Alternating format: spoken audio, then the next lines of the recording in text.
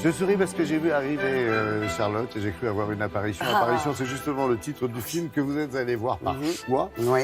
Parce que Vincent Lindon y incarne un personnage. C'est vraiment un exercice de style qu'il a réussi, apparemment, vu votre sourire. Absolument. Vous savez comment il a le don pour choisir ses films, Vincent Lindon.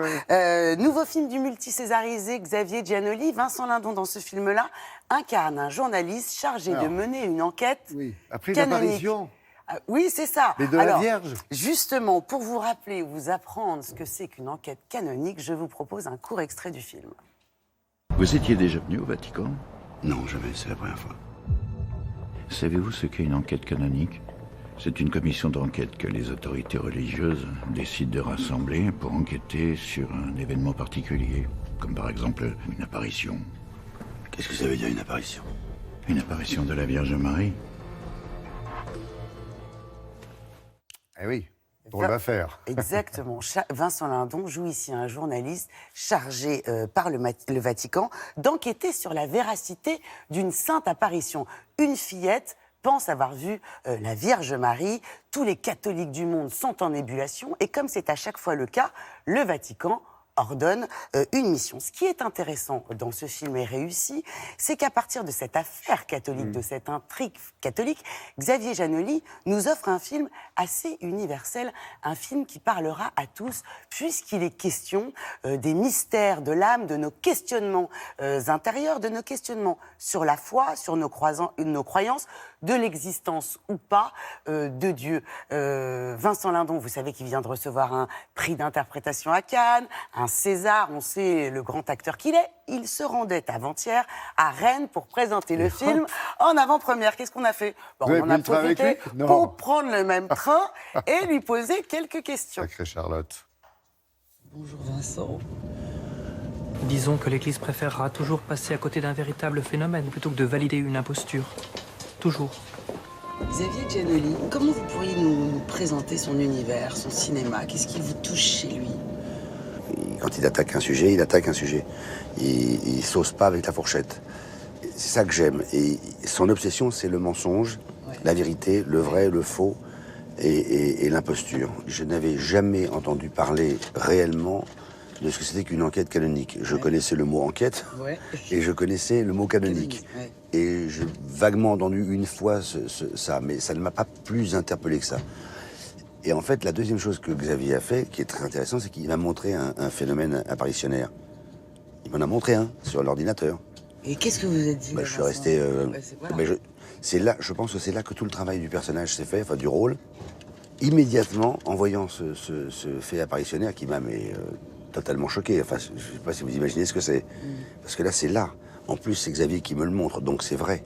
Donc je suis devenu en une demi-seconde le personnage de Jacques Mayano. La jeune voyante s'appelle Anna. Depuis ses visions, elle est très très protégée. Nous n'avons rien à cacher. C'est une illuminée, un point c'est tout. Pas d'histoire d'argent caché ou autre, on n'a rien trouvé. C'est pour ça que ça sonne vrai. Ce type-là, ce journaliste, il cherche le vrai du faux, sans cynisme, sans bigoterie. Il fait très bien son job. Il va être propulsé dans une enquête où il ne connaît rien. Mais rien, c'est rien. Sauf, il sait enquêter. Sauf qu'il sait, être un journaliste et il sait avancer. Donc, il va être entièrement naïf, entièrement d'accord pour croire aux choses. C'est un film sur le questionnement, sur la foi, sur la croyance, sur le fait qu'il y a des gens qui croient, et en fait ils ne croient pas tant que ça. Sur des gens qui pensent qu'ils ne croient pas, et qui en fait s'aperçoivent au fur et à mesure, en avançant dans leur vie, que ils croient à des choses. Cette commission est un poison, une mise à l'épreuve. J'ai besoin de savoir si je peux croire à ce que me raconte cette gamine ou pas. Vincent, vous avez tourné dans une 60aine de films, des drames, des comédies, des films intimistes. Bon, je vais pas refaire la liste. Vous avez envie de quoi aujourd'hui? J'ai envie de faire des choses qui me plaisent et où je me fiche de savoir si ça va marcher, pas marcher, si ça va vous plaire ou pas vous plaire. Il n'y a qu'un avis qui m'intéresse, c'est le mien. J'ai besoin de me dire que le pire me va.